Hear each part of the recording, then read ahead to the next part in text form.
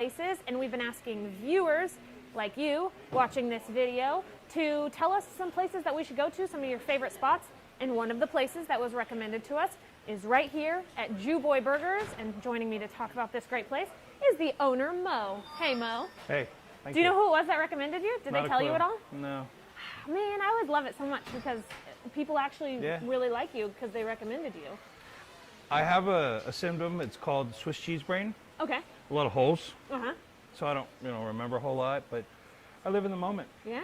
Okay, so like I said, the whole reason we're doing this segment is because of how difficult everything has been. We want to really push local businesses.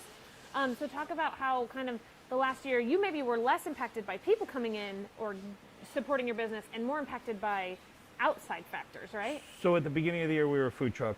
Okay. Food trucks were somewhat fortunate in the sense that we were able to avoid closure. Mm-hmm. We already had a business model that was a little bit more conducive to pandemic life, meaning we're outside.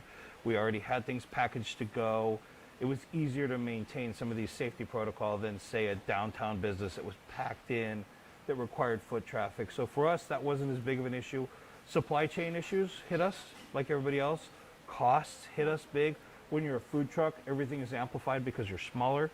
Yeah. So when that cost of beef goes up, we're able to overcome some of that stuff now with volume. But before that, it could be just, deadly to have a price of beef spike from, say, $2 a pound to $5, $6, $7 a pound. Mm-hmm. And I'm a stickler. We're always going to use fresh beef. It's always going to be locally sourced. Yeah. There's nothing right about a frozen patty, ever. That's good to know. Okay, so you previously were in marketing. I used to own an ad agency. What got you, did you cook at home? Like, when did you decide, oh no, I need to focus on food? I eat a lot, yeah. Okay. I try to eat, Me when too, I can. but I'm not starting a restaurant anytime soon. Well, I had lived around the country, a lot of different places. Grew up on the border, El Paso. Okay. Lived on both coasts, have family from the East Coast. So what I basically did is kind of piece together what I thought should be the right burger. Mm-hmm. It's really important to understand, I'm not a chef. I don't want to be known as a chef. Chefs deserve all the respect they've earned. Yeah. I'm just a guy that likes to eat. And like I said, I pieced together the burger. The bread is Pennsylvania Dutch. The way we prepare the burgers is very much a border style burger, meaning that we grill onions into the patty, and that gives it a certain flavor and a moisture. So there's a lot of things. Chopped up onions? Yes, so they're diced and grilled. Okay. They go down first on a very, very hot flat top.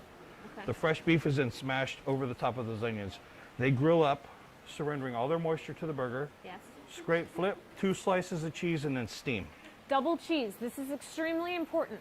It's double cheese. Double cheese. The first piece of cheese, once steamed down, finds its way into those little, nooks and crannies, right? Because the onions have opened it up a little bit. Yeah. The second slice gives you that Instagram blanket that everybody loves. Yeah. And you need it. You want both. Well, let's show them off. Okay, so these are pretty special looking. What do we have on this side? So these are, I guess you would call them specialty burgers. This is the goyim. Okay. For people who don't speak Yiddish, including myself, I just have what my grandmother left me with. Okay. A goyim is a non-Jewish person. Okay.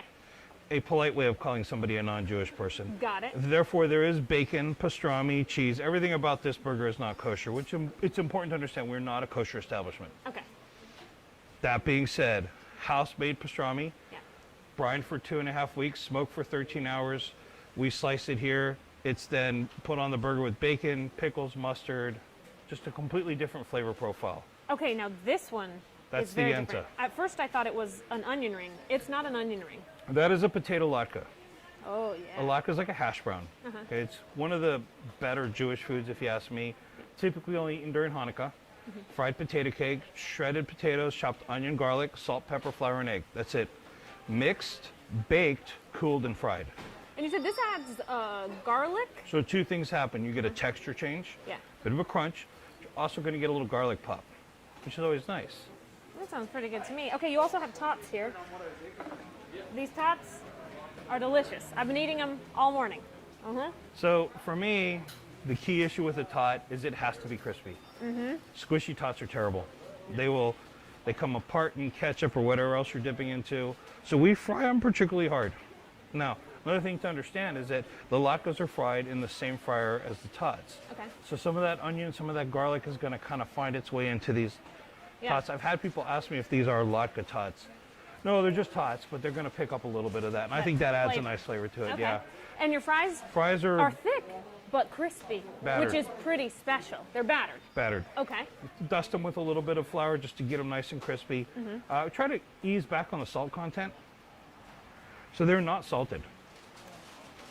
And I think that's important too, because they're great though. if you put too much salt on it or not enough salt, so we kind of let these fries do their own thing. You can always add if you want, but taking it away, that's not so easy. These are some of the best fries that I've had. Like, I like a crispy fry, so I tend to avoid like a thicker fry. Those are very good. We And then you started have with steak like fries. It the was a mess. regular JewBoys. JewBoys. That's what we call these, JewBoys. We got to talk about this tomato thing. You hate tomatoes, so you don't allow them. There's no tomatoes. No, it's just here. not an option, and here's why. Okay, tell me. You ask for no tomatoes on your burger. Right. People in kitchens work incredibly hard. They go incredibly fast. By nature, if it's on the menu, they're going to put it on. And then they look at the screen and they say, oh man, this guy didn't want tomatoes. So they take it off. But let's be honest, is it ever really off? No, the it's flavor's not. still there. So yeah, I have never liked tomatoes. I never will. And I told my dad. He told me I was going to grow into the taste. I've grown into everything but tomatoes. Not tomatoes, not tomatoes. Okay, so you will not find tomatoes here. So if you are a tomato hater, then this is the spot for you. And if you're a burger lover, this is the spot. And if you're a tot lover, this is the spot. And if you just want to support local, this is the spot. Thank you so much for having us out here. Where can people find you? So we're on Airport Boulevard, Okay. 5111. So it's essentially down the street from Austin Community College on the west side of I-35. Easy enough. So if you all have any places that you think that we should visit, please let us know. You can reach out to us on this live video. If you're watching on Facebook, you can just comment. You can send me an email, bflowers@kvue.com, or you can find me on Twitter or Instagram @bflowerstv. It's simple enough. It really is. And we get to find great places like this. Thank you so much. Please don't forget to support local. I'll leave you with a shot of this beautiful burger.